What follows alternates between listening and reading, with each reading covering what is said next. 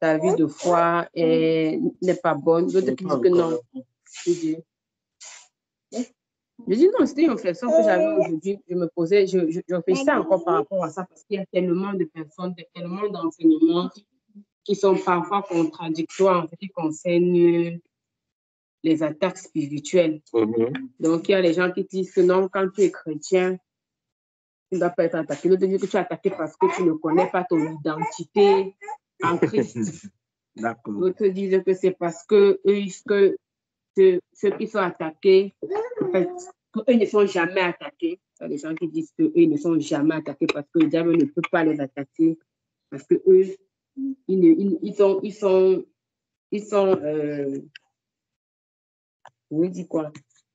très, très intimes au Seigneur et que quand le diable ne peut pas entrer dans leur environnement, leur périmètre spirituel, quoi. Le diable ne peut pas atteindre leur périmètre spirituel. Et je me rends compte que ces choses font que ça crée beaucoup de frustration. En fait, j'avais juste ça une réflexion aujourd'hui. Donc, je me suis dit que bon, peut-être partager avec les bien-aimés pour que les gens soient éclairés. Peut-être qu'il y a des gens qui traversent peut-être des moments pareils. Parfois, ça crée des frustrations au milieu des enfants de Dieu. Et si tu as eu une attaque, tu commences à te dire que non, ça veut dire que tu n'es pas suffisamment spirituel. Et c'est pour ça que tu as eu l'attaque dans la nuit, tellement les enseignements de ce genre fusent. Donc, j'ai dit, bon, on va j'ai dit que je vais partager. J'ai bien aimé. Vous-même, qu'est-ce que vous en dites? Qu'en dites-vous? Qu'en pensez-vous? Il y a la sœur Cynthia, je ne sais pas si c'est dans le même sens que tu veux intervenir. Tu peux parler, ma sœur. Oui, c'est dans le même sens. Parler de quelque chose que j'ai vécu en 2023. Je pense mois de mars ou février comme ça. Un soir, parce que où je vivais chez mon beau-frère, c'était un peu un nouveau quartier. En fait, le nouveau quartier de Yaoundé, là, en Bankomo. 19h, 20h, il avait tout l'habitude. Il dit, ah, toi, la fille, si là, tu pleures trop la chaleur et tout, tu as tout tendance à te laver tard dans la nuit, c'est pas bon. Il disait, ah, moi, il me lave à l'heure, là, à partir de 20h, parce qu'il sait que quand il veut me laver, il veut directement aller dormir et la chaleur va un peu passer. Du coup, ok, il n'y a pas de souci. J'avais l'habitude de me laver chaque soir, 20h, 20h. Et le jour là, je ne sais pas. Il a dit qu'à 19h, il va aller me laver. À 19h, il y a un peu le noir dehors là. Je porte le seau d'eau. Puisque notre robinet était gâté, on remplissait le puits et on retirait. Je commence à retirer l'eau dans le puits, je mets dans le seau, je mets jusqu'à ce qu'il y a plein. Bim, un hibou vient se placer devant moi. L'hibou est en plein jour. Donc, il n'y avait pas encore vraiment le noir, comme on dit le noir en soirée là. Quand je reste tranquille, je vois l'hibou ne bouge pas. Je cherche l'hibou ne bouge pas. Je cherche, l'hibou ne bouge pas. Je dis, ça c'est encore quelle qualité ça? Même en journée, vous venez chercher les gens. Et ça, j'ai laissé passer. Quand j'ai fait la troisième fois, je crois que j'ai essayé plusieurs fois avant qu'il a fui, ou c'est il ou c'est elle. L'hibou a fui. À 2h du matin maintenant, parce qu'au quartier, là, comme sur le village des Étones, il y a toujours les cris des hiboux dans la nuit, mais le jour là, c'était vraiment, comme on dit, que ça abusait. À 2h du matin, puisque les toilettes sont à l'extérieur, donc je voulais aller uriner. J'ai ouvert la porte, la cour était remplie, j'ai dit, remplie des hiboux dans la nuit. Je suis rentrée rapidement dans la maison. Il m'a appelé mon mari le jour là, à 2h du matin. Il a demandé que, mais c'est quoi que tu m'appelles à cette heure-là? Je suis au travail, tu sais ça. Il dit que mon beau-frère n'a même pas dormi à la maison, justement à la maison avec sa femme. Il y avait tellement d'hiboux dans la cour, tellement que, mais, j'ai dit que, mais qu'est-ce qui se passe à 2h? Donc c'est comme ça ça veut dire que ça va comme ça chaque nuit. Donc aujourd'hui là, comme le Seigneur a permis que je me lève cette nuit pour aller uriner, je vois tellement d'hiboux comme ça. C'est comme ça qu'on a commencé, ma coupuse et moi, on a commencé à prier dans la nuit, là, jusqu'à peut-être 2h, jusqu'à 3h du matin. Maintenant, le matin à 5h, quand on se lève, on a trouvé l'autre qui est resté. Apparemment, quand on a fait, les autres sont partis. Il y a un seul qui est mort. On a pris qu'on voulait brûler. Mon beau-frère, quand il est rentré le matin, il a dit qu'on ne brûle pas. Il a accroché ça sur... il a accroché sur l'arbre. Il accroche maintenant sur l'arbre comme ça. Il dit que ça va rester là. Si c'est même même si c'est comment, la personne va revenir, qui vient chercher, ou c'est son totem, ou c'est quoi, on ne sait pas. La personne viendra chercher ça. Donc, c'était répétitif. Donc, les hiboux et tout, tu ne peux pas dormir dans la nuit tellement ça crie. Parfois, tu as l'impression qu'ils sont sur la toiture. Donc, c'était tellement bizarre. À un moment, j'ai dit, mais c'est de trop. Un jour, donc maintenant, je suis sortie pour aller chez nous. Comme le chez nous, ça a la carrière. Arrivé, ma grande sœur a dit, parce qu'en ce moment-là, j'avais vraiment les difficultés. Tellement les difficultés, je n'arrivais pas, je ne dormais pas et tout. Je ne sais pas, peut-être que c'était le stress et bon. J'ai dit à ma grande sœur que je n'arrive pas à voir mes songes et tout. Elle m'a donc pris, elle m'a amené chez un homme là. Elle m'a amené chez un homme arrivé. Et c'est pas, il a commencé à parler les choses, raconter les choses qui n'avaient même pas ni tête ni queue. Mais moi, j'ai dit, ah, si ma grande sœur a pris le temps de m'amener ici là, moi, je disais non, ça devait être autre chose. Il a dit, oh, tu vas commencer à voir tes songes. Quelqu'un qui ne voit pas ses songes, c'est quelqu'un qui est déjà mort. Patati patata, monté et dit, ah, ok, il n'y a pas de souci. Et il m'a donné les conditions que pendant 3 jours, je ne dois pas me laver. Je ne dois pas saluer quelqu'un. Et tout. J'ai dit, ah, donc là, c'est autre chose. Et comme je vivais loin, quittant de la carrière pour chez moi, j'ai pris au moins ces 2 voitures. Donc, quand j'ai pris la voiture, ça m'a laissé à l'entrée. Sinon, maintenant, la voiture pour rentrer chez moi, dans la voiture maintenant, comme on dit souvent que les choses de Dieu sont toutes les choses de Dieu. Dans la voiture maintenant, un enfant m'a arrêté parce que j'ai l'habitude, les enfants signent beaucoup sur moi. Donc l'enfant là m'a vu, m'a arrêté. Moi, j'ai même oublié ce que l'homme l'a dit. L'enfant m'a arrêté, j'ai porté l'enfant, salué l'enfant, tout. C'est quand j'arrive bien à la maison, il dit que, l'homme l'a dit qu'il ne doit pas saluer quelqu'un. Il a dit que je ne dois pas me laver, tout. Le lendemain matin, je me lave et dit que, mais, on a dit que je ne dois pas me laver. Et cru comme ça, patati patata, il dit, mais, il y a souvent certaines choses c'est certaines choses qui t'arrivent, tu te demandes que, papa, c'est encore quoi ça? Donc, tellement de choses. Tu ne dois pas saluer quelqu'un, tu ne dois pas te laver. J'avais dit à ma mère que maman, ce que l'homme l'a dit, moi, il n'est pas respecté. Moi, je ne veux pas vous mentir, il n'est même pas du tout respecté. Ma mère a dit que c'est comme ça que vous êtes. Hein? Il ne fallait donc pas aller là-bas si on t'a demandé de ne pas saluer quelqu'un, tu as salué l'enfant. C'est obligé. L'enfant là te voulait même d'abord quoi? Il signait d'abord quoi sur toi? Il dit, c'est même un enfant. Je dis souvent que quand Dieu veut t'épargner de certaines choses, il ne sait pas ce que c'était. Il ne sait vraiment pas. Le lendemain matin, je me suis lavée. La nuit, là, j'ai salué l'enfant jusqu'à porter même l'enfant là dans la voiture. Et donc, donc, c'est un peu ce que je voulais dire. Comme la sœur, ça m'amuse vraiment. Ça, c'est ce que tu as raconté, c'est un cas typique. La question maintenant, parce que ça nous ramène à ce qu'elle a dit, à la question qu'elle a posée. Comment les gens qui sont dans la maison peuvent prier et les boomers dehors? C'était la même question que je me suis posée parce que après ça, moi, j'ai sorti il y a dehors. des gens qui disent que, parce que la question qu'elle posait, c'est qu'elle disait que il y a des personnes qui disent que les chrétiens n'ont pas les attaques.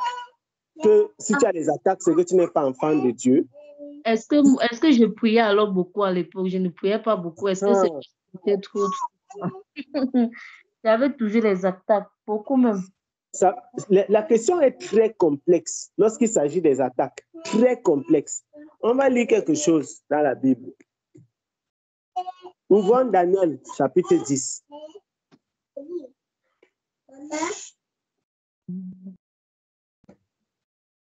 Daniel, chapitre 10.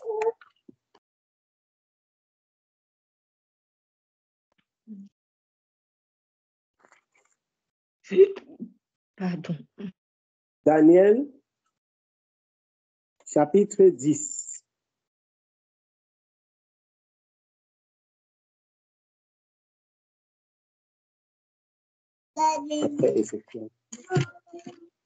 Daniel, chapitre 10. On va lire à partir du verset...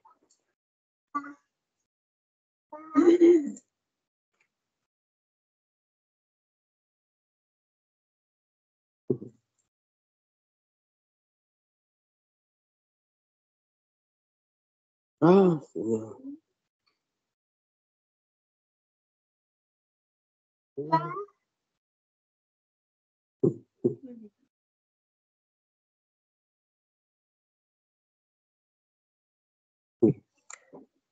Lisons à partir du verset...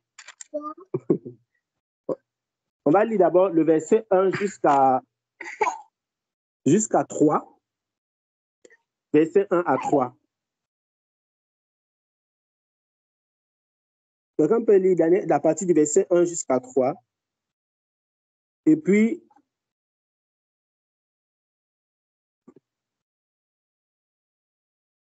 oui.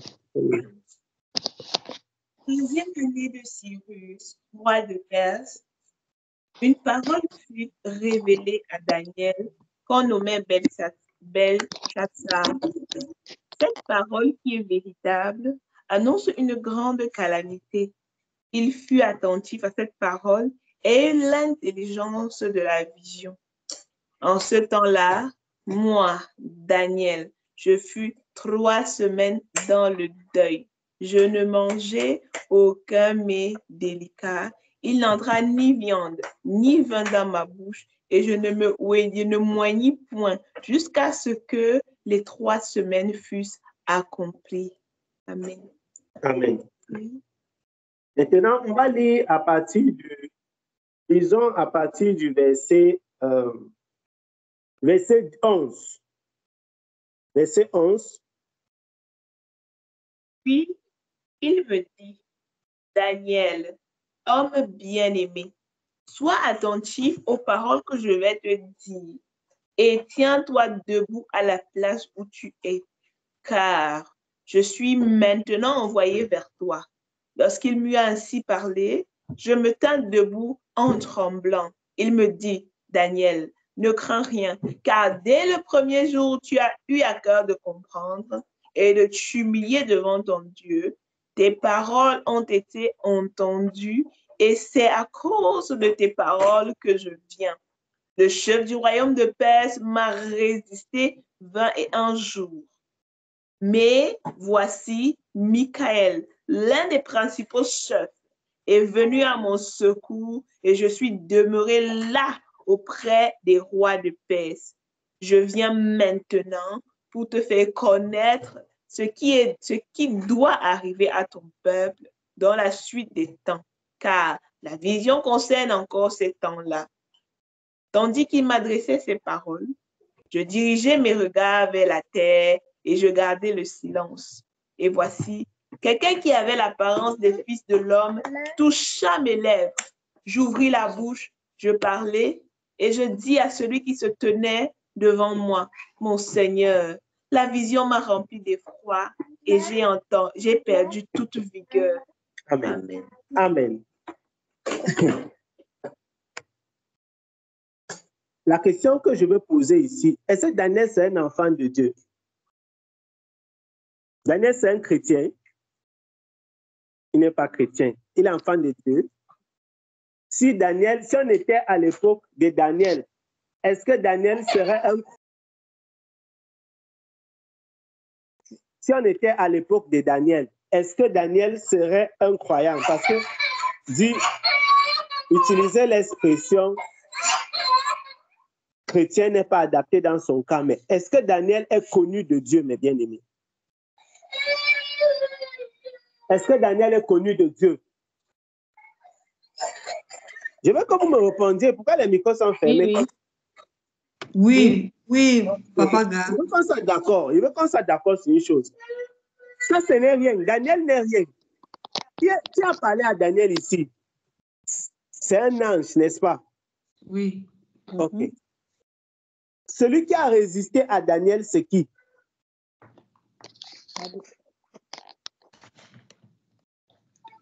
C'est un démon, Papa Gars. Démon. Comment un démon peut résister à un ange lorsqu'il intervient pour la prière de Daniel, qui est un serviteur de Dieu? Ça, c'est une question que, en fait, chacun d'entre nous doit examiner la question si personnellement pour essayer de voir la profondeur de ce problème, de cette histoire. Parce que nous sommes en train de... Beaucoup, les gens disent ceci. Les gens disent qu'un enfant de Dieu ne peut pas prier, les démons l'attaquent. J'aimerais que vous compreniez bien ma démarche. Les gens disent qu'un enfant de Dieu ne peut pas prier, les démons l'attaquent. Un enfant de Dieu ne peut pas avoir des attaques spirituelles. Donc, quand vous avez des attaques spirituelles, c'est que vous êtes des faiblards. Vous êtes des gens qui ne prient pas suffisamment. Vous êtes des gens... Je pose la question, est-ce que Daniel... Voilà, vous ne connaissez pas votre identité. Mettez tout ce qu'ils écrivent, ils mettent dans le derrière. Mettez tout ce que vous voulez dedans. La question, c'est est-ce que Daniel, c'est un serviteur de Dieu? Est-ce que Daniel, c'est un enfant de Dieu? Entre guillemets, parce que nous savons qu'il n'est pas enfant de Dieu dans le sens de Jean chapitre 1, verset 12. Encore moins enfant de Dieu comme s'il était né de nouveau. Mais est-ce que Daniel, c'est un serviteur de Dieu? Oui. Est-ce que Daniel, c'est un serviteur de Dieu? Oui. Est-ce qu'il a prié? Oui. Est-ce que Dieu écoute ses prières? Nous avons la preuve dans ce texte. Donc, Daniel est un prototype d'un chrétien de notre génération qui ouvre la bouche, qui parle à Dieu et Dieu écoute ses prières, oui ou non? Oui. Est-ce que Dieu a écouté ses prières jusqu'à envoyer un ange? Oui. D'ailleurs, même, est-ce que nous, quand nous prions, Dieu envoie les anges? Combien d'entre vous, vous avez vu un ange quand Dieu a prié, quand vous avez prié? Maintenant, ça veut dire que Daniel est un grand pour le Seigneur. Est-ce que vous comprenez un peu ce que ça nous dit? Daniel, c'est un grand. Ce n'est pas n'importe qui entre les mains du Seigneur. Dans l'œuvre de Dieu, Daniel, c'est un géant. Daniel, c'est un géant dans l'œuvre de Dieu. Et donc, il a prié, le Seigneur lui a envoyé un ange. Et même l'ange que le Seigneur a envoyé, on lui a résisté. Et nous avons conclu ici, on a dit, on était d'accord que c'est un démon qui a résisté. La question que je vous pose, si un démon résistait à la prière de Daniel et un démon résiste à un ange envoyé par Dieu, qui êtes-vous? Qui es-tu? Vous voyez comment les chrétiens sont orgueilleux? Ça, c'est la Bible, c'est normal que la Bible dise que la stupidité de l'insensé, ça va le tuer. L'insensé meurt de sa stupidité. Il y a des gens qui pensent qu'ils sont tellement sages. Est-ce que vous savez que même Jésus avait les attaques? Vous pensez les visions que Jésus, quand le diable est venu pour séduire Jésus, c'est quoi ça? Les attaques, ce n'est pas seulement qu'on ferme tes narines, tu ne respires pas sur le lit. Lorsque tu restes, parce que d'abord même les gens parlent de ce qu'ils ignorent. Quand tu restes comme ça, tu restes, après subitement une mauvaise pensée vient dans ton esprit. On est en train de parler, de prêcher, comme on est en train de prêcher ou bien de partager la parole. Et toi, directement, tu es en train de penser à un film que tu as vu quand tu étais petit. Ça, c'est une attaque. Vous ne savez pas ça, hein? Quand on est en train de prêcher l'évangile, le diable peut venir insérer des pensées dans ton esprit. Et ça, c'est une attaque spirituelle qui est autant valable que si tu dormais et on appuyait ton nez, on appuyait ton cou.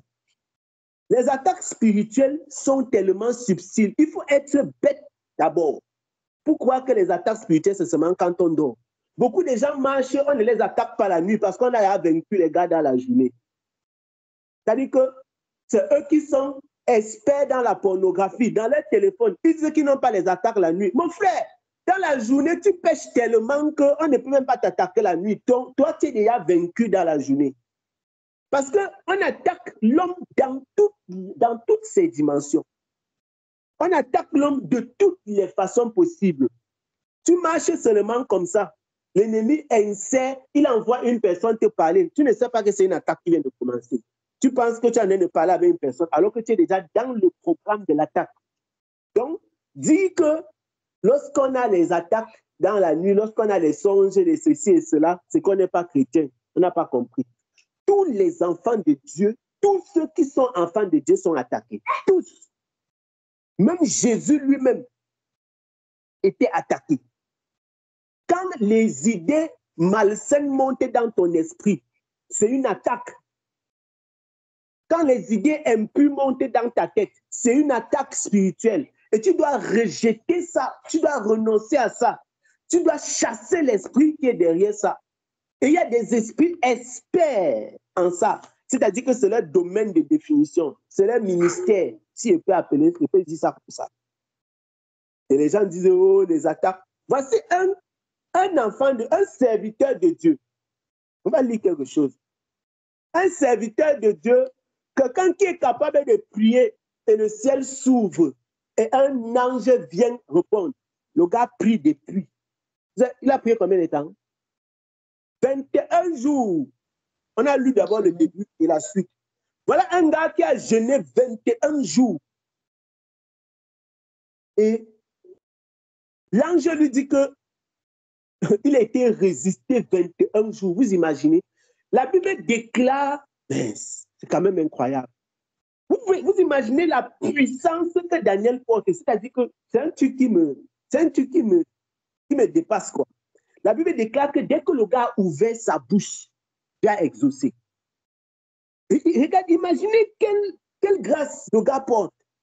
Un homme que dès qu'il ouvre sa bouche, l'exaucement et l'ange part.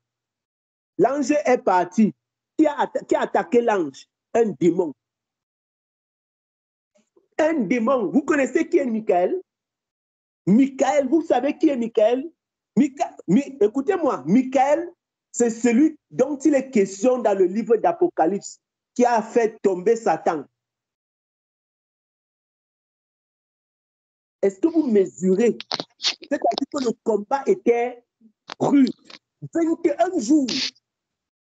Quelqu'un s'est tenu devant l'ange comme ça. Le combat, tu ne pars pas dans ta mission. Les gens disent qu'ils sont couchés dans leur lit. Dieu les connaît tellement qu'ils ne peuvent pas avoir les attaques. Franchement, les chrétiens, non. Les chrétiens avaient leur bouche, non. Ils m'ont déjà dépassé. Les chrétiens sont orgueilleux dans cette génération. On va lire encore quelque chose. Si vous doutez de qui est Daniel, on va lire quelque chose. Vous voyez Ézéchiel chapitre 14.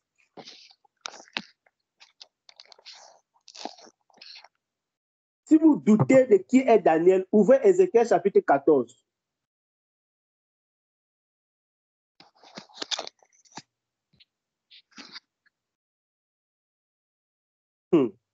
On va lire. Oh Seigneur.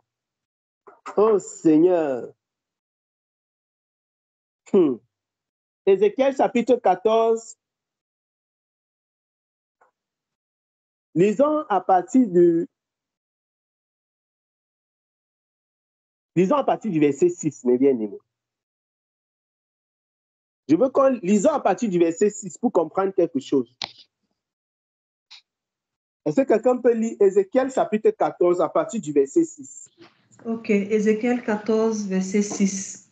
Oui, oui. C'est pourquoi dis à la communauté d'Israël. Oui. Voici ce que déclare le Seigneur, l'Éternel. Convertissez-vous, abandonnez vos idoles, détournez les regards de toutes vos abominations.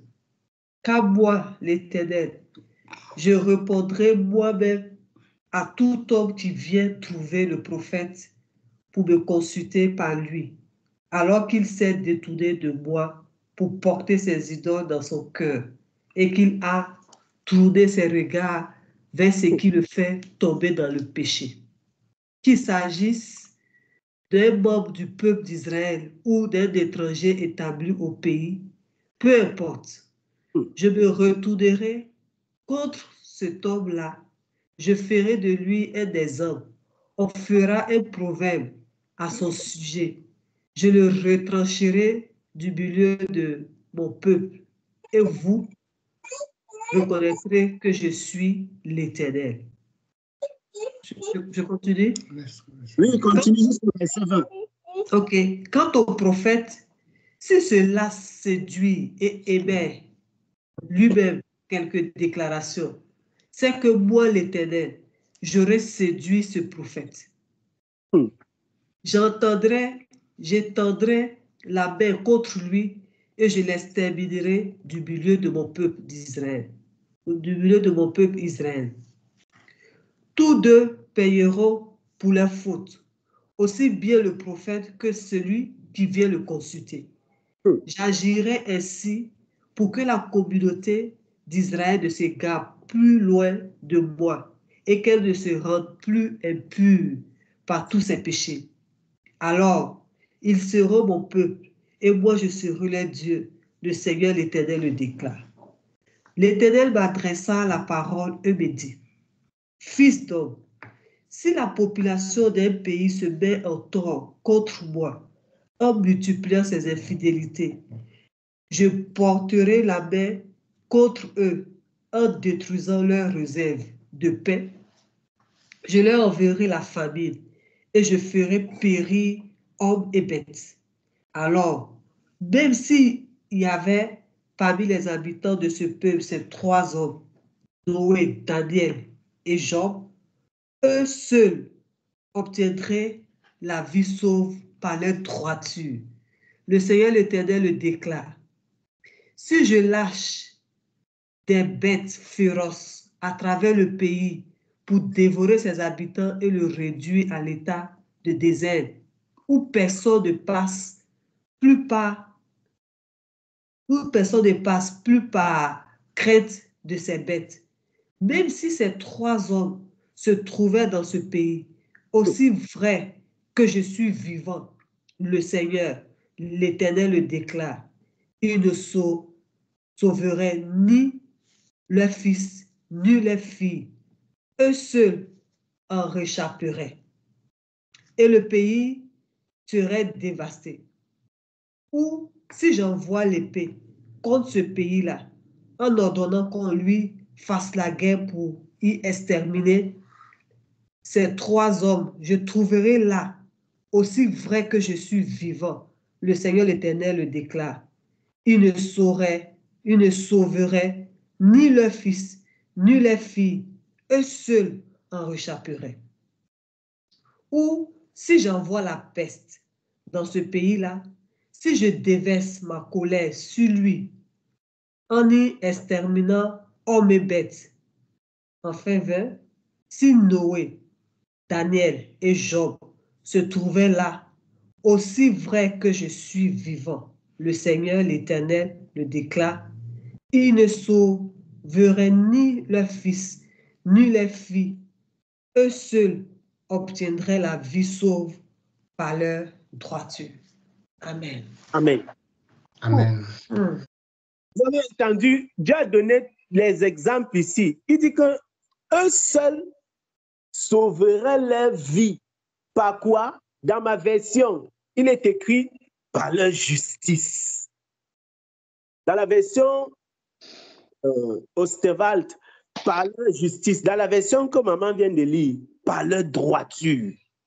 Noé, Job et Daniel. Ça, c'est le témoignage de l'Éternel. Ce n'est pas le frère Gaël, ni Paul, ni Thomas, ni Pierre, ni Jacques. Ça, c'est le témoignage de l'Éternel. Dieu ouvre, mince. C'est-à-dire que non, Dieu, un prophète qui n'est pas Daniel. Si c'était écrit dans le livre de Daniel, on allait dire que ça, c'est le trucage. Le Dieu vivant ouvre sa bouche pour dire à Ézéchiel. Donc, c'est Ézéchiel qui rend témoignage de la vie de Noé, de Job et de Daniel. Et ce que Dieu lui a dit de ces trois frères. Qu'ils sont, c'est-à-dire que Dieu se plaint de l'idolâtrie. Et c'est intéressant, je rends grâce à Dieu pour ce texte parce qu'il faut bien lire ça encore, ma sœur Cynthia.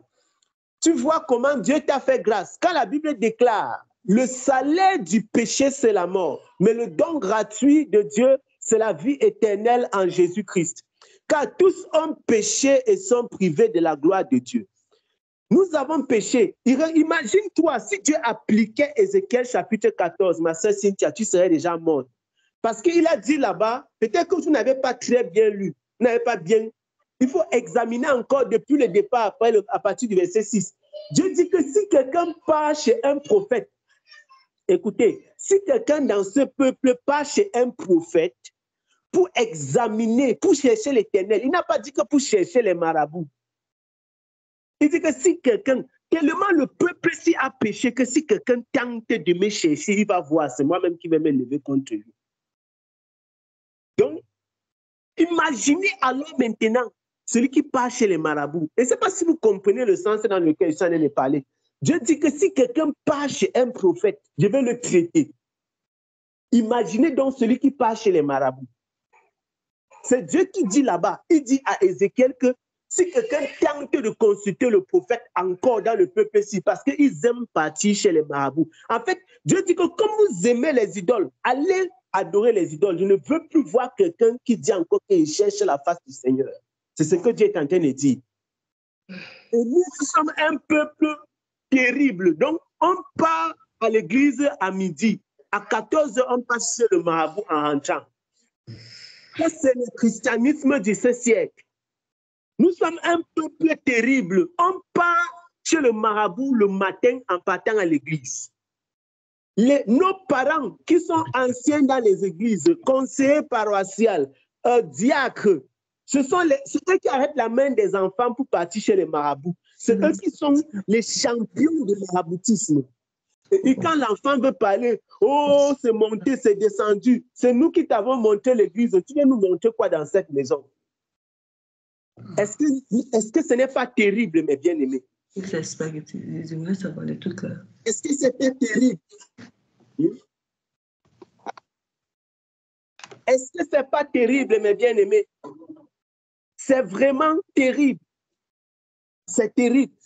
Que les enfants de Dieu puissent se retrouver, c'est-à-dire qu'on voit, je ne sais pas si je vais dire les enfants de Dieu, que les gens puissent se retrouver comme des petits zombies. Vous avez déjà rencontré si toi-même tu rencontres un être en route qui est mi-homme, mi-animal, je suis sûr que tu vas détaler à grande enjambée. C'est ce que beaucoup de chrétiens sont, des zombies. Il y a les malformations qu'on appelle, enfants quoi? Enfants, on appelle encore ça quoi encore là? Non, il y a les malformations que quand l'enfant naît, on dit que l'enfant, j'oublie l'expression. Non, des malformations qui sont tellement... Hermaphrodite. L'enfant monstre, voilà. Il y a des malformations qui sont tellement graves qu'on dit enfant, on dit enfant monstre. Certains chrétiens sont des monstres. C'est-à-dire qu'ils sont un cas chrétien, 70%, 75% adorateurs d'idoles. Dieu dit de ce genre de personnes dans Ézéchiel chapitre 14, ne me cherchez plus. Allez vraiment gérer. Faites comme s'il n'existait pas. Parce que si quelqu'un tente de me chercher, il va résoudre son problème. Et il dit que malheur au prophète qui lui répond. Mais bien aimé, fermons la parenthèse. Ça là, je faisais cette parenthèse pour dire que Dieu est fidèle. Parce que ça nous aide à toucher aussi le sujet de notre sœur Cynthia. Et ça montre la grâce de Dieu. Parce que ce n'est pas seulement toi, ma sœur Cynthia, qui est partie chez les marabouts. Ce n'est pas pour te doiter. Nous-mêmes, moi-même, je ne suis pas... Combien de fois on m'a amené chez les marabouts? Combien de fois? Il ne peut même pas compter. On était les champions de cette histoire. On t'arrête tous les jours, on passe chez les marabouts. Tu ne peux pas partir. Quand j'ai eu le bac, j'ai dit que basta. Terminé. Que maintenant, si vous avez la force pour m'attacher, attachez-moi. Je me suis rebellé. Mais combien de fois je suis parti là-bas quand j'étais petit? Hein? Les parents qui partent à l'église, qui amènent les enfants chez les marabouts, c'est ça. Donc, ce n'est pas pour faire une fixation. C'est que nous tous, on est concernés, nous tous. Que le Seigneur nous aide. Et même ceux qui veulent tenter de dire qu'ils ne sont pas partis chez les marabouts, on a amené vos noms là-bas. Vos grands-mères, vos grands-pères, vos oncles. On a même fait la voyance en ton nom. C'est compliqué. Si ce n'était pas la grâce de Dieu, Seigneur, la grâce. C'est pourquoi nous devons dire merci à Dieu. Parce que si Dieu devait appliquer même seulement la moitié de ce qu'il dit, non. Ce que nous tous là, on nous a déjà rasé, on a terminé avec nous. C'est terrible. Donc, c'était une parenthèse, mes bien-aimés. Maintenant, je disais ceci. Notre frère Daniel, c'est un exemple. Daniel fait partie des gens que Dieu lui-même rend témoignage de lui. Dieu n'a pas cité quelqu'un d'autre. Il n'a pas cité Abraham, Isaac et Jacob. Pourquoi vous ne dites pas que ce sont les patriarches? Il a cité Noé, il a cité Daniel, il a cité Job. Et il dit que c'est à cause de leur fidélité. Dieu dit qu'ils sont tellement fidèles, ils sont tellement droits à cause de leur droiture, tellement justes qu'ils sauveraient leurs âmes, mais ils ne sauveraient pas leurs enfants et leurs filles, leurs fils et leurs filles. Les gens disent que mon père est pasteur. Tu blagues. Mon père est ceci, ma mère est cela, mon père est ancien d'église. Ce sont les démons que vous prenez comme ça là. C'est les démons qu'on transmet de génération en génération, pas le salut. Si quelqu'un pense qu'il va être sauvé par ses parents, il ment. Mais le démon de ton père là, il peut te donner ça. Voilà. La sorcellerie de tes parents, tu peux prendre si tu veux. Mais le salut là, tu mens. Dieu n'a pas permis qu'on va te donner l'autre là. Donc chacun, c'est pour lui. Dieu rend témoignage de Daniel. Donc voilà l'homme que sa prière est bloquée par un démon. Vous avez vu? Ça, c'est l'homme dont la prière est bloquée. Maintenant, lisons quelque chose rapide dans le livre d'Éphésiens. Tout le monde connaît ça, tous les chrétiens. Enfin, tous les vrais chrétiens. Éphésiens chapitre 6.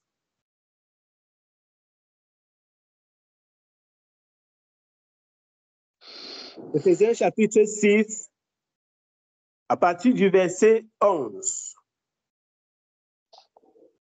Éphésiens chapitre 6, à partir du verset 11.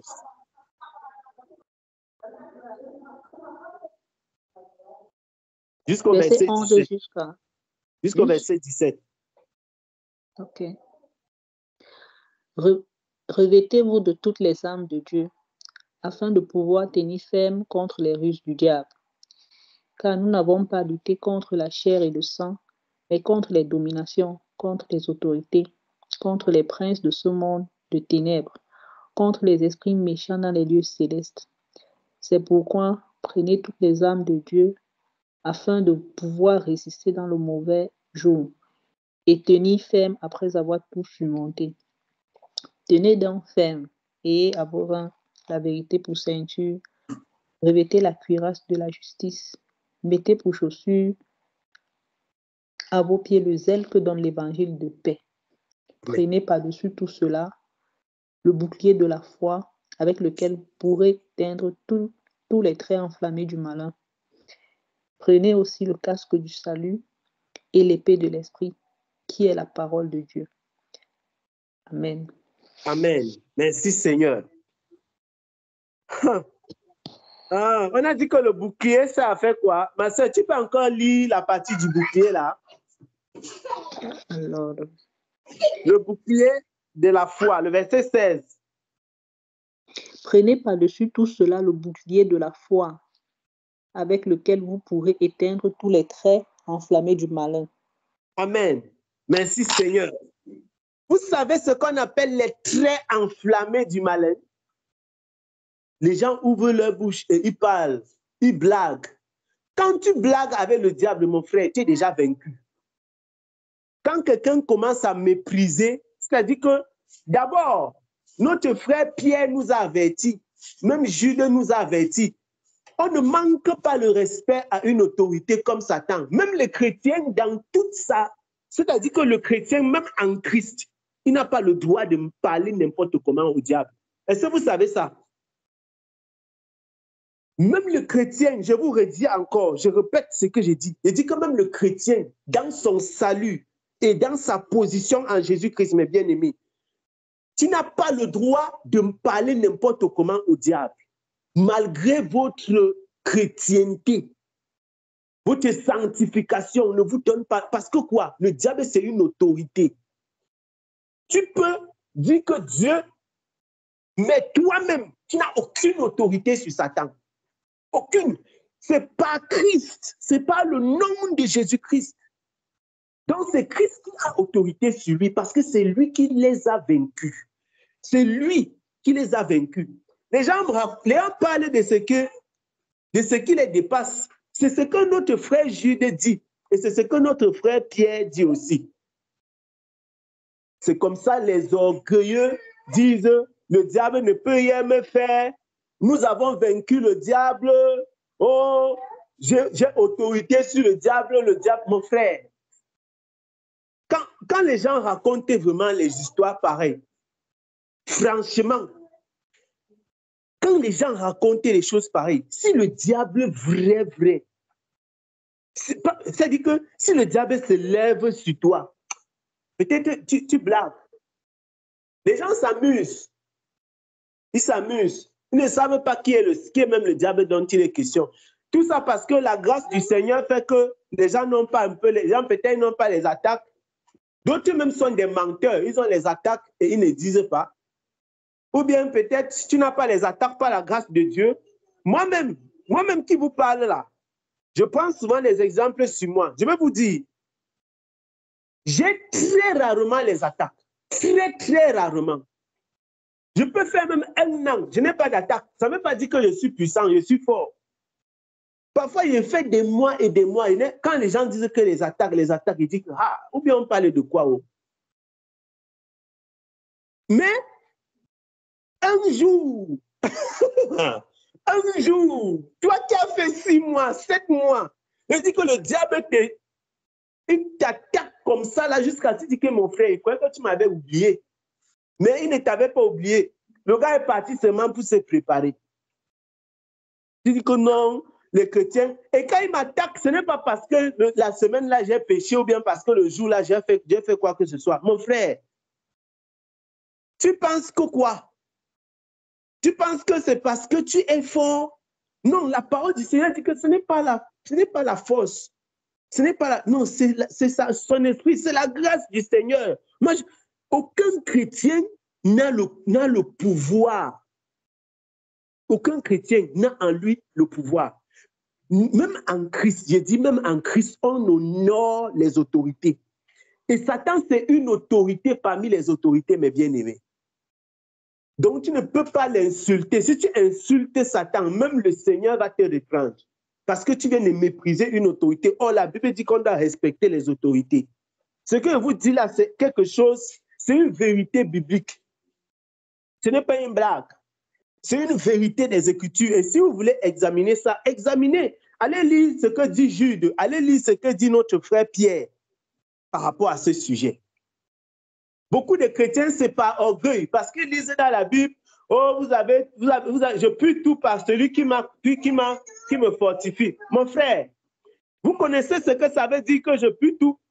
Il ne faut pas changer le sens des Écritures. Hein? L'apôtre Paul dit, je suis en train de paraphraser, mais ceux qui lisent les Bibles doivent comprendre. Parce que ne tordons pas les Écritures, on les sort de l'essence. L'apôtre Paul dit, et c'est en référence à ce qu'il avait dit avant, que je sais vivre dans l'abondance, je sais vivre dans le besoin.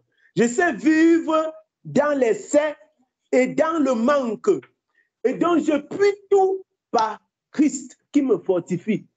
Dans ce sens, il n'est pas en train de dire qu'il peut marcher dans l'air. Maintenant, les chrétiens sont en train de mentir au nom de Paul que le diable ne peut rien me faire parce que la Bible dit que je puis tout. Mais bien aimé, vous pouvez tout en Christ, mon frère. Pas marcher sur l'eau. Les gens sont morts noyés. Les gens sont entrés dans la cage. Le lion a mangé et il a essuyé sa bouche. Parce qu'il disait que non, il veut faire le miracle de Daniel, qu'ils ont prié, ils ont fait 21 jours de jeûne. Et Dieu leur a révélé que pas entrer dans la cage. Ils ont lu l'heure. C'est-à-dire que le 21 jours de jeûne, là, c'est fini comme ça, bam, on a mangé. Parce que tu veux montrer. Mon frère, Jésus lui-même, le Fils de Dieu, le diable est venu, dit que vous n'avez pas les attaques. Vous savez ce que le diable a fait là-bas dans Luc chapitre 4? Le diable dit, il vient chuchoter dans son oreille que si tu es le Fils de Dieu, prends la fesse là, tu marches. Jésus dit que l'homme ne vivra pas de pain seulement, mais de toute parole Ça, c'est une attaque, mes bien-aimés. Ne pensez pas que les attaques, c'est seulement le couteau. L'ennemi, même qui est dangereux, c'est celui qui vient sans armes. Peut-être les gens ne savent pas ça. L'ennemi même qui est, c'est-à-dire que l'ennemi même qui fait beaucoup de mal, c'est celui qui vient comme Satan. Beaucoup d'entre nous, beaucoup de gens qui ne sont pas attaqués dans la nuit, dans leurs rêves. C'est surtout les rêves là. Oh, les couches de nuit, les ceci, cela. Pour certains, c'est les possessions démoniaques. C'est donc normal, et je vais chuter par là, c'est normal qu'un enfant de Dieu qui est délivré, il ait moins d'attaques. Un enfant de Dieu qui est délivré, il doit avoir moins d'attaques, c'est normal. Parce que quand les gens sont possédés, en dehors des attaques externes, il y a les attaques internes, c'est-à-dire qu'il y a les attaques qui sont dues à l'esprit qu'ils ont. Vous comprenez? Et l'esprit qu'ils ont les expose à certains types d'attaques. Si tu as un mari de nuit, mon frère, tu auras certains genres d'attaques, c'est comme ça. Si tu as les femmes de nuit, si tu as les ceci, si tu as cela, si tu as un esprit de forêt, des eaux, des blablabla, tu auras les attaques qui correspondent au ministère, au ministère de celui que tu as. C'est donc comme ça que certaines personnes sont tellement exposées, certaines personnes ont beaucoup d'attaques. C'est pourquoi on ne néglige pas les songes, on ne néglige pas les rêves. Mais quiconque tend sa longue bouche pour dire qu'il est tellement fort qu'il ne peut pas avoir les attaques, il attend. On a seulement plié le doigt dans le monde spirituel. Tu vas savoir de quoi il est question. Peut-être ton temps n'est pas encore arrivé. L'attaque qui va te prendre, ça risque de t'emporter. Les gens racontent ce qu'ils ne comprennent pas. Tout le monde a des attaques. Tout le monde, tous les frères. Vous avez suivi notre frère, le frère Junior, quand il y a eu les 21 jours, c'était quoi l'avertissement? Que réfléchissez, c'était ça, non? Que vous serez attaqué. Les gens disent, oh, les chrétiens, mon frère, vous serez attaqué, pourquoi? Parce que vous connaissez ce qu'on appelle les représailles. C'est-à-dire que les gars vous cherchent. Quand vous partez comme ça, vous partez taper. Vous savez, quelqu'un parmi vous a monté sur les fourmis manières. C'est-à-dire que tu pars, c'est un peu comme si tu es parti botter la fourmilière. Quand tu vois une fourmilière, mon frère, tu ne peux pas savoir la quantité de fourmis qui est dedans. Si tu veux savoir, botte la fourmilière et tu te recules, tu vas voir. Les fourmis vont sortir beaucoup, tu seras dépassé. Mais je vois un petit trou ici, je ne savais pas qu'il y avait toute la population. C'est comme ça le monde des ténèbres. Vous vous levez dans la prière, vous priez, et puis vous dites que, donc, vous-même, si quelqu'un vient attaquer, il vient vous attaquer, vous allez laisser. Quand un enfant de Dieu prie aussi beaucoup, il a aussi des attaques. C'est comme ça. Vous pensez que quand seulement quelqu'un prend des moments de jeûne comme ceux-ci, il commence à avoir des problèmes au travail. Vous ne savez pas que ça peut être une attaque, ça? Est-ce que l'attaque doit seulement être la nuit?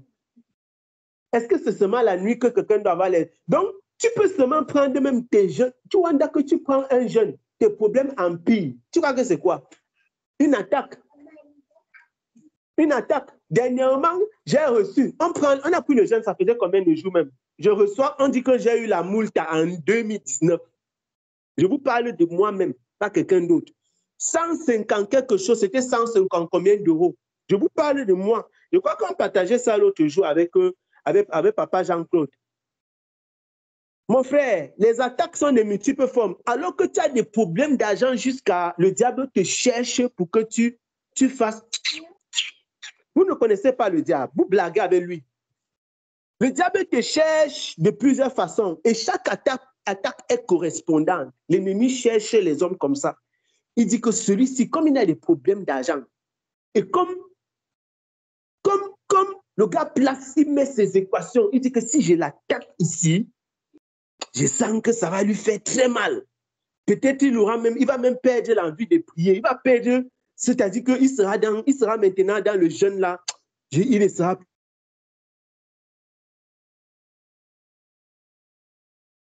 Il ne sera plus engagé. Il faut qu'on le touche ici. Touchons, bam, tu restes comme ça, on dit que l'enveloppe est arrivée à la maison. Tu wanda que mais mon frère. 2019, 100 000, plus de 100 000 francs CFA de multa. Mais ta tête chauffe, mon frère. Tu vas faire comment?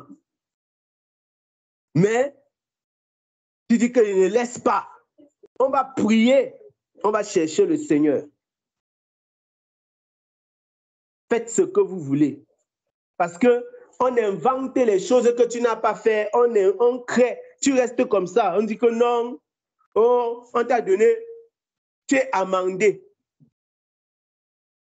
J'ai fait quoi? Quand? À qui? J'ai cherché même la commune là, je vois qu'il n'est jamais été là-bas. Tu as été dans la commune là, on dit que tu as reçu l'amende là-bas, il n'est jamais, mon frère, j'étais là-bas quand? Vous voyez? Ça, c'est comme ça le diable te cherche, il cherche. La Bible déclare qu'il s'est éloigné de Jésus en cherchant, en attendant les moments favorables. Celui parmi vous qui pense que les attaques, c'est pour certaines personnes. Non, les attaques, c'est pour tout le monde, mes bien-aimés. Et ne tombez pas dans le piège des orgueilleux. Si le Seigneur vous fait grâce de ne pas souvent avoir des attaques, dites seulement merci à Dieu. Et si vous avez souvent des attaques, demandez à Dieu la force d'être victorieux. Lorsque l'apôtre Paul parle des armes de Dieu, il parle de qui? Il parle de... Vous croyez que les principautés, si là, sont visibles? Est-ce que les principautés, si vous les voyez? Non. Est-ce que les esprits méchants, vous les voyez? Non. Est-ce que vous... Non. Toutes les catégories de démons, l'apôtre, notre frère dit que ce n'est pas contre la chair et le sang. Par contre, l'apôtre Paul dit que ce n'est pas contre la chair et le sang que nous luttons. On ne lutte pas contre la chair et le sang. Non. Donc, toute la vie de l'homme, il va lutter contre des esprits impurs. Et ces esprits impurs-là ont le droit de répliquer. Ils ont le droit de répliquer. Et c'est ça qu'on appelle les attaques. Si tu dis que tu n'as plus les attaques, peut-être que c'est pareil, tu ne luttes pas. C'est aussi possible. Bien, peut-être on t'ignore parce que tu es derrière de la famille. Moi, je vais dire quoi? On n'attaque pas les gens de la famille. Jésus a d'abord dit qu'un royaume est divisé. Donc, peut-être c'est même les agents du diable qui racontent les bêtises pareilles. Faites attention, ne vous faites pas séduire. Le diable, c'est un attaquant. Il attaque et tous ces agents sont des grands attaqueurs. Ils attaquent, ils font du mal. Donc, ne fermez pas l'œil. Et que personne ne vous frustre. Si vous avez des attaques, levez-vous dans la prière. Cherchez la face du Seigneur, mes bien-aimés. Le Seigneur nous aime et il nous accordera la victoire. Il nous accordera la victoire. Il nous accordera la victoire au nom de Jésus-Christ. Nous avons reçu le nom, mes bien-aimés. Ce n'est pas parce qu'on n'aura pas d'attaque qu'on a reçu le nom là. C'est justement parce qu'on en aura. On a reçu le nom au-dessus de tout nom. Et la parole déclare, tout genou fléchira. Dans les cieux, sur la terre et sous la terre, toutes les 3 dimensions de l'univers. Tout genou fléchira. Et toute langue confessera que Jésus-Christ est Seigneur à la gloire de Dieu le Père. C'est comme ça. Et maintenant, dans chaque attaque, il faut discerner, chercher la face du Seigneur. Pourquoi c'est cette attaque? De quoi est-il question? Certaines attaques sont dues à des portes ouvertes dans vos vies. Certaines attaques sont dues à... on ne peut pas citer toutes les raisons pour lesquelles les gens sont attaqués. Donc, il faut toujours examiner. Pourquoi? Qu'est-ce qu'il y a? De quoi il est question? Ça peut être ton voisin au quartier. Ça peut être ton voisin de maison, de chambre. Ça peut être même toi-même. Certains gens sont possédés. Ça peut être X, Y, Z. Mais ce n'est jamais pour rien. Et au final, tout ça, ça mène à un seul but. Te faire du mal. Te faire du mal. Parce que c'est l'œuvre de l'ennemi. C'est l'œuvre de notre adversaire qui vient pour égorger, pour tuer, pour détruire. Il vient pour voler. Il vient toujours pour faire du mal. Pour faire du mal. Mais nous avons le nom de Jésus, mes bien-aimés, qui donne la victoire. Et nous aurons la victoire au nom de Jésus-Christ. Nous aurons la victoire au nom de Jésus-Christ. Merci Seigneur. Amen. Amen. Amen. Amen. Quand j'entends, quand quelqu'un prêche par orgueil, ça me fait trop mal. C'est triste. Oui, oui. Est-ce que quelqu'un voudrait intervenir, mes bien-aimés? Amen. Donc, oui, oui. C'est la sœur Olive. Shalom, mes bien-aimés. Alors,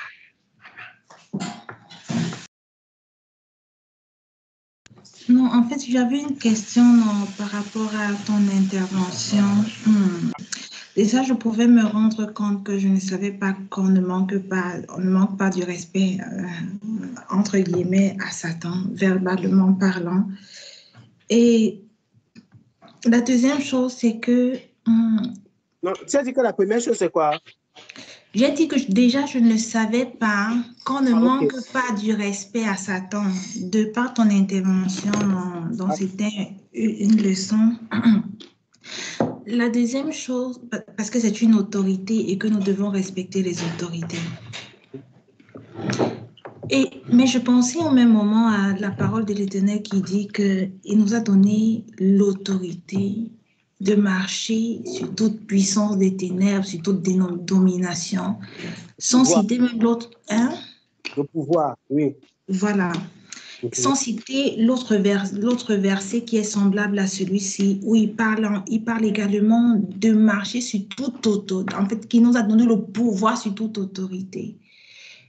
Mais si dans toute autorité, là, il y a autorité qui est je pense, du monde des ténèbres, il y a Satan dedans aussi.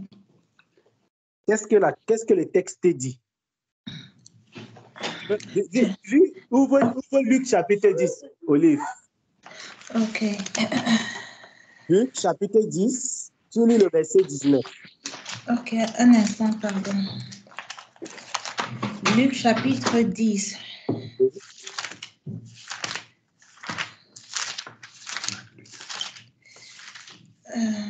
Luc. C'est avant maintenant. Après, ouais. Justement, c'est dans Luc chapitre 10. J'y suis presque. Verset 10. Luc 10, 19. 19. Ok. Oui. J'y suis. La parole dit ceci. Voici, je vous ai donné le pouvoir de marcher sur les serpents et les scorpions et sur toute la puissance de l'ennemi. Et rien ne pourra vous nuire. Ok. Je continue. Oui. Non. Il a dit quoi? Je vous ai donné le pouvoir. Le pouvoir. Pour faire quoi?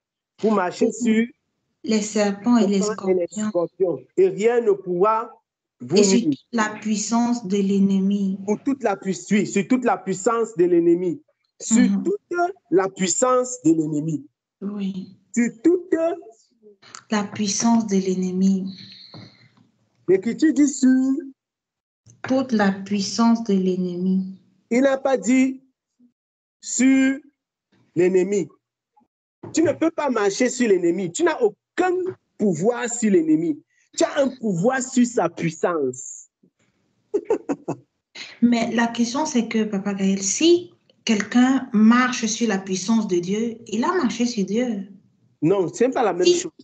Je vais donc ouvre Jude. Ok. C'est très intéressant, hein? Et c'est très intéressant la question que tu as posée. C'est très intéressant.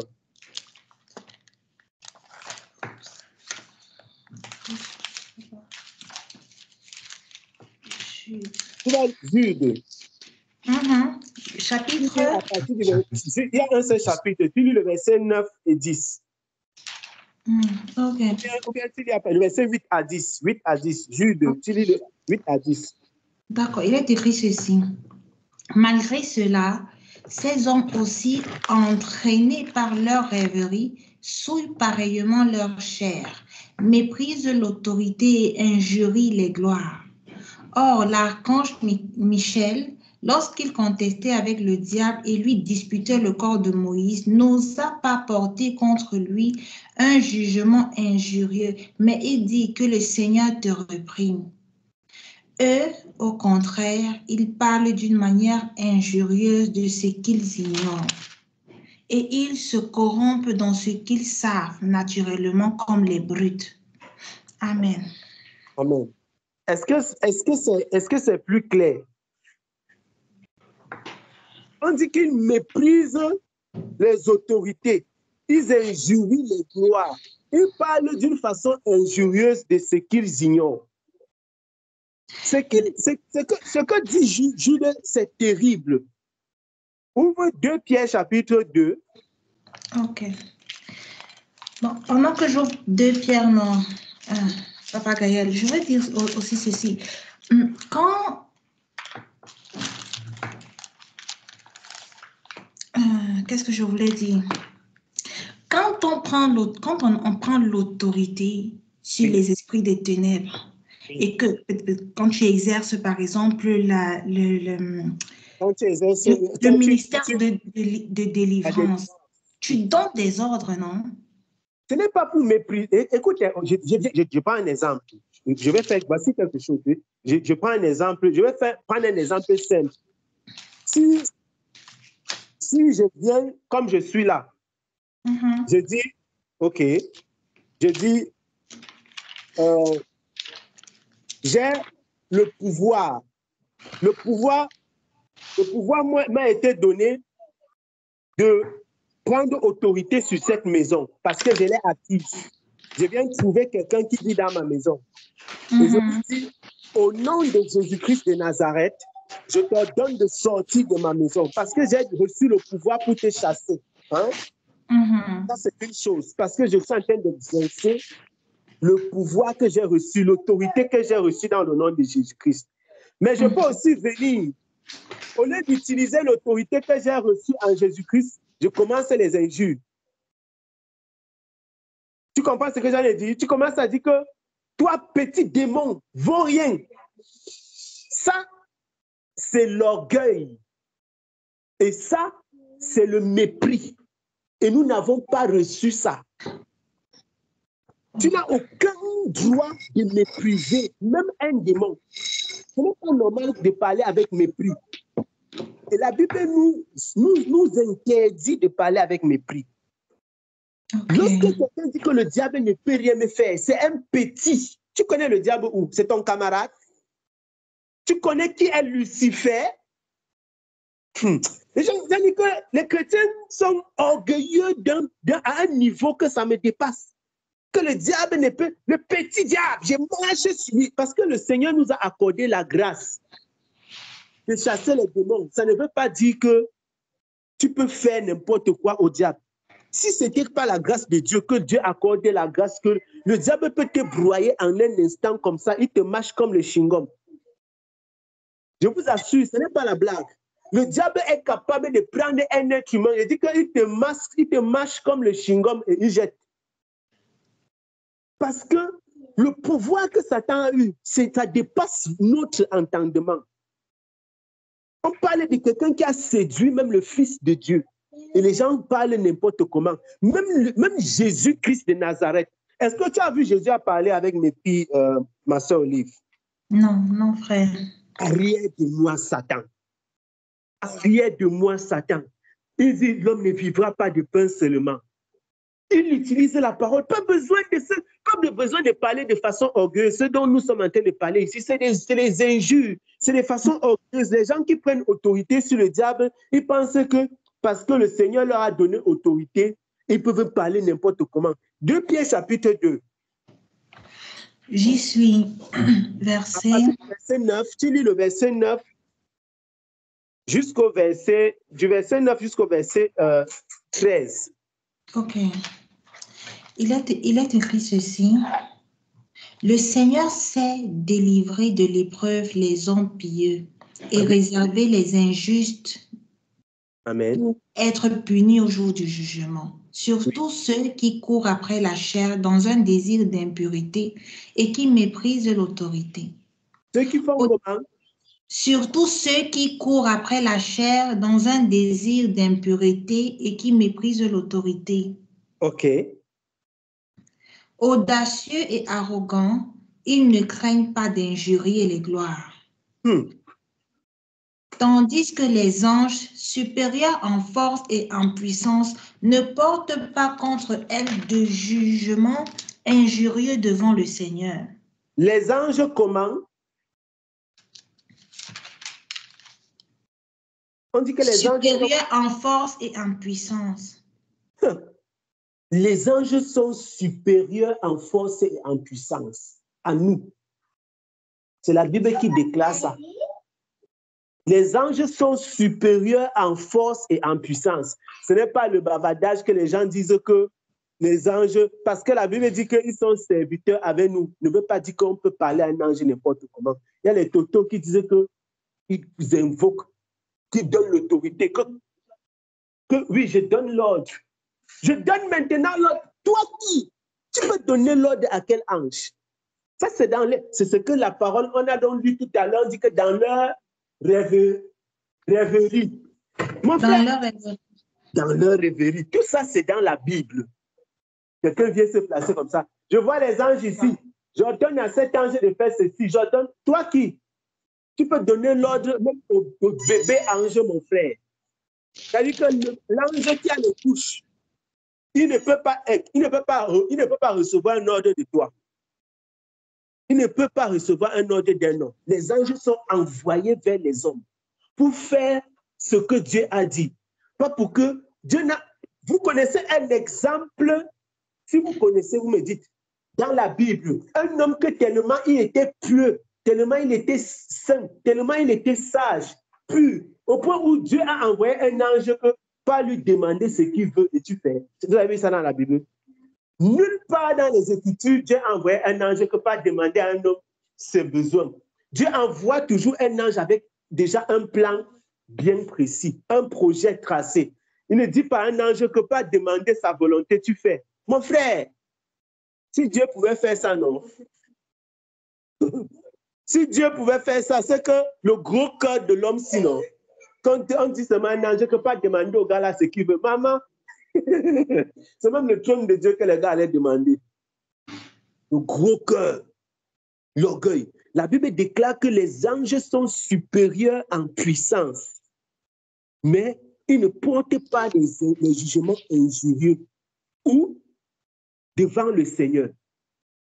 Les gens parlent. Quand quelqu'un, vous n'avez pas besoin d'être injurieux, d'avoir la sale bouche pour manifester une quelconque autorité. Même sans ouvrir la bouche, je dis toujours, je répète encore, les muets prient. Sachez ça. On est orgueilleux même sans ouvrir la bouche. Et on prie aussi sans ouvrir la bouche. Sachez que les muets prient. Ce n'est pas votre voix là qu'on entend qui est la prière. Non. Les muets aussi prient. Donc, vous n'avez pas besoin d'avoir les sales bouches, de mal parler pour prier. On a juste besoin de se confier dans la parole comme Jésus a fait. Seigneur, je te rends grâce parce que tu ne me refuses rien. Voilà la prière. C'est simple. Arrière de moi, Satan. Il est écrit, l'homme ne vivra pas de pain seulement, mais de toute parole qui émane, qui procède, qui sort de la bouche de Dieu. C'est tout. Qu'est-ce qui est compliqué là? Pas que, oh, machin, les gens, ils commencent à insulter. Non. Comprenez? Et c'est dans cet élan d'injure, de mépris et dans ces rêveries que les doctrines du genre sont nées. Les doctrines du genre, nous sommes des dieux. Ah bon, hein? Un Dieu qui a la diarrhée. Les dieux qui ont des problèmes d'argent. Dieu qui jeûne, il a faim. Les dieux qui maigrissent, qui tombent malades. Ils disent qu'ils sont des dieux. Quel Dieu? C'est dans ces rêveries que les fausses doctrines sont nées à cause de l'orgueil de la chair. Et nous venons de lire ça. Ils disent que nous sommes ceci, nous sommes cela. Vous n'êtes rien. C'est ça.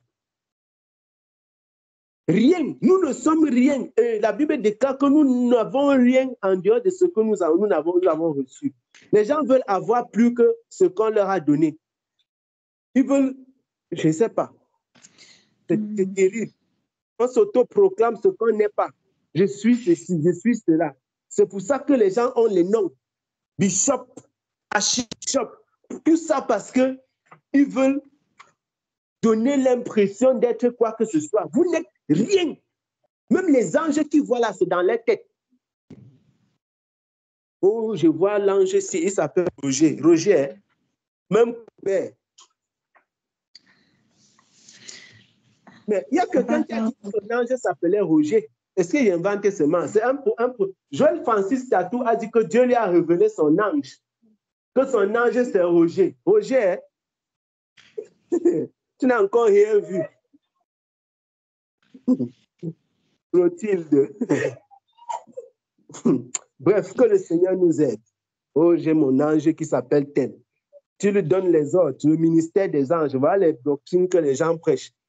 Eh bien, aimés, ne vous laissez pas séduire. Nous servons un Dieu qui est bon. Et si il plaît à Dieu d'envoyer un ange vers toi, il envoie. Et très souvent, Dieu nous envoie des anges sans que nous soyons même au courant. Nous avons maintes fois été sauvés par les anges, mes frères. Sans que tu ne saches, un ange est venu à ton secours. Très souvent, le Seigneur l'a fait. Dans son amour immense, sans que tu ne saches. Et nous lui disons, merci Seigneur. Je n'ai pas besoin de voir un ange pour savoir que tu es Dieu. Je n'ai pas besoin de voir un ange pour savoir que tu m'aimes, que tu me sauves. Parce que quand je suis sauvé, quelle que soit la circonstance, je sais que Dieu a fait cela. Merci Seigneur. Merci Seigneur. Je n'ai pas besoin de manquer le respect à un démon ou à quoi que ce soit, à une autorité pour montrer que j'ai l'autorité en Christ. J'ai simplement besoin d'exercer mon autorité. Si quelqu'un est assis sur ta chaise et que cette chaise t'appartient, bien aimé, dis-lui, je t'ordonne de t'élever de ma chaise. Ne lui dis pas qu'avec tes sales pieds, ta tête tordue, tes habits déchirés, ça, ce n'est pas l'autorité que tu exerces, c'est ton sale comportement. Ce sont tes sales habitudes que tu es en train d'exercer. Tu n'es pas en train d'exercer aucune autorité. Quand au lieu de dire à quelqu'un, lève-toi de ma chaise, tu lui dis que tes pieds sont sales, ta tête est tordue. Tu m'énerves même. Non, ce n'est pas l'autorité là-bas. C'est ton sale caractère qu'on doit nettoyer. C'est comme ça. Papa Kayalo, s'il te plaît, j'aimerais intervenir encore en tout cas, pour davantage comprendre, non, parce que, comme je disais, je n'avais pas cette information avant et je me souviens avoir eu, dans mes prières, je peux maintenant, à la lumière de ce qui a été dit, comparer au manque de respect envers Satan, dans le sens où, quand il m'arrivait deux fois de prier, je priais avec le verset de Luc 10, verset 10. En tout cas, en parlant, je disais, oui, il m'a été donné l'autorité de marcher sur toi. De marcher sur toi, d'écraser ta tête comme la parole dit. Et aussi, je me souviens une fois, j'étais en train de prier, je pouvais voir comme des images qui se moquaient de moi alors que j'étais en train d'exercer l'autorité. Et j'ai commencé à dire que... j'ai commencé à dire que... Mais tu es qui en fait? Donc, continuons toujours encore dans cette même lancée-là. Et déjà, pour commencer, je crois avoir compris, vraiment, je crois avoir compris à la lumière encore de 2 Pierre, de que j'ai lu et de Jude, et demander pardon même déjà au Seigneur par rapport à ça, de ce que le peuple croupit, faute d'ignorance. Mais une question qui me venait aussi, papa, une question qui me venait aussi, c'est que, mais est-ce que c'est donc ça qui est à l'origine de ce par quoi je suis en train de passer? Parce que quand tu intervenais, justement, tu disais, mais Satan, lui, il est capable de nous marcher et de nous jeter. Et que j'ai marché dans mon élan. Oui, tu as exercé trop des ailes. Oui, voilà.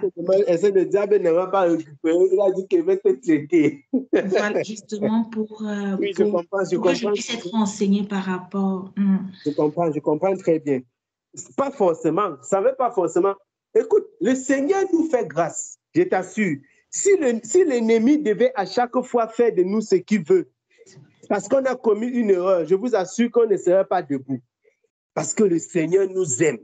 Même dans nos erreurs, vous savez, même dans nos erreurs, dans nos bêtises, le Seigneur nous fait grâce. Et souvent, même dans nos bêtises, le Seigneur nous exauce. Parce que dans nos bêtises, dans nos erreurs, dans nos insuffisances, mes bien-aimés, le Seigneur voit notre nature. Il voit ton ignorance. Tu sais, tu peux même chasser un démon en commettant ces erreurs-là et parfois le Seigneur permet qu'il parte. C'est la grâce, mes bien-aimés. C'est la grâce. Je vous assure. Si le Seigneur devait nous tenir rigueur, c'est qu'on ne s'en sort pas. Ce qu'on ne s'en sort pas. Je vous dis, ce qu'on ne s'en sort pas. Parce qu'il y a tellement de faux, de trucs qu'on a retenus parce qu'on a entendu là-bas, à gauche, à droite, et on répète. Le Seigneur il nous a donné le pouvoir. Et nous venons de le dire tout à l'heure. Mais il ne nous a pas donné l'autorité du mépris. Non. Il nous a donné le pouvoir, la puissance contre les œuvres des ténèbres, mais pas l'autorité de les mépriser. C'est ça. Et même quand il nous méprise aussi, alors... S'ils nous méprisent, c'est leur nature. Ce sont des mépriseurs. C'est un peu comme si le fou t'insulte. Tu vas te quereller avec lui. Hein? Si tu rencontres un fou, il dit, regardez-moi sa tête. Oh, tu es comme ça, tu es ceci. Tu vas t'arrêter maintenant et te quereller avec le fou. Oui, je t'écoute. Non. Oui. Mais dans le sens des... Oui. Parce qu'il y a une tendance, le fait que derrière moi, je pense qu'on se livre souvent beaucoup. Ça, c'est pour la vie. Il y a un truc que j'ai souvent observé, c'est qu'avec dans le milieu chrétien, on dit que Dieu est notre Père. Du coup, on se permet souvent de tout genre, bisous, papa, ciao. Un truc, moi, je ne sais pas. Bisous, Seigneur. Oui, en fait, ça, c'est un truc qui me fait bizarre. Moi, je ne sais pas, ce n'est pas manquer de respect, parce que je ne me vois nulle part dans les Écritures. C'est vrai qu'on dit que c'est notre Père. Mais est-ce que ça, ce n'est pas aussi une forme de manque de respect à Dieu? Ah, Seigneur. Vraiment, hein, il y a des choses que j'entends. Oh, bisous, Seigneur. Seigneur, bisous. Vraiment, je suis dépassé. Je dis que vous avez besoin de tout ça pour vivre votre vie spirituelle. Il ne comprend pas. Oh, Seigneur, Chamalos. Ouais, même Dieu souffre dans nos mains. Vous lui faites les bisous. Il laisse seulement. C'est la grâce du Seigneur. N'est-ce pas une façon de manquer de respect? N'est-ce pas une façon de manquer de respect? Le Seigneur voit que vous faites. On fait tout ça par affection, parce qu'on est, hein, on le considère, disons comme ça. On dit que vraiment, nous aimons le Seigneur. Mais tout ça, c'est les manifestations de la chair. C'est parce qu'on est trop charnel. On prend Dieu charnellement. La parole du Seigneur déclare dans cette lettre de Paul aux Corinthiens, qu'on l'a connu charnellement, ce n'est plus comme ça qu'on le connaît. Nous n'avons pas besoin de connaître Christ dans la chair, de connaître Dieu dans la chair, de lui faire les bisous comme on fait au bébé qui vient de naître. Ce n'est pas pour ça qu'on est chrétien ou bien qu'on est spirituel. Faire bisous à Dieu.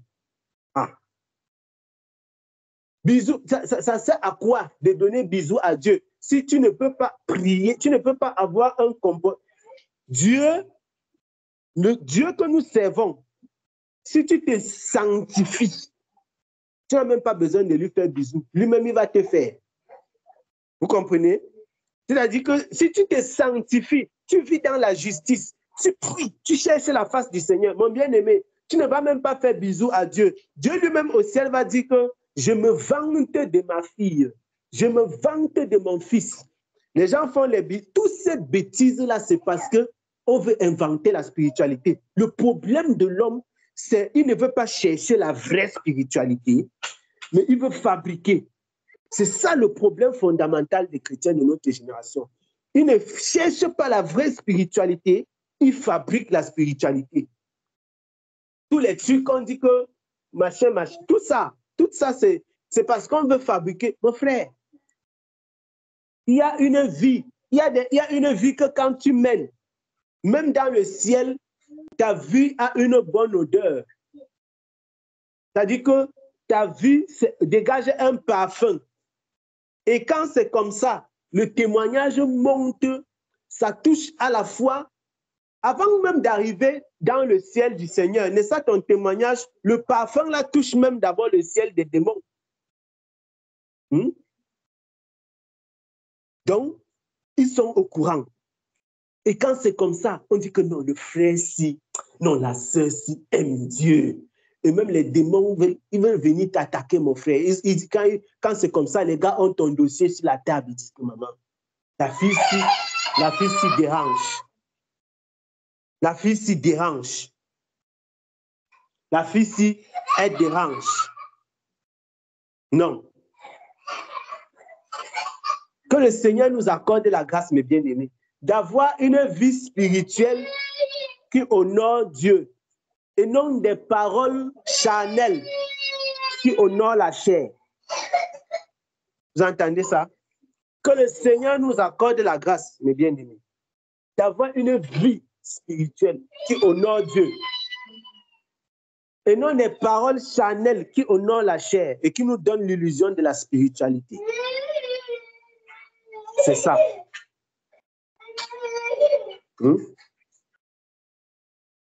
Ah, Seigneur, aie pitié de nous. Aie pitié de nous. Je ne sais pas s'il y a d'autres interventions, mes bien-aimés. Aujourd'hui, je vois toujours la main levée. Sinon, nous allons simplement dire merci à Dieu. Merci à Dieu pour ce thème de partage qu'il nous a accordé. Et merci pour sa parole.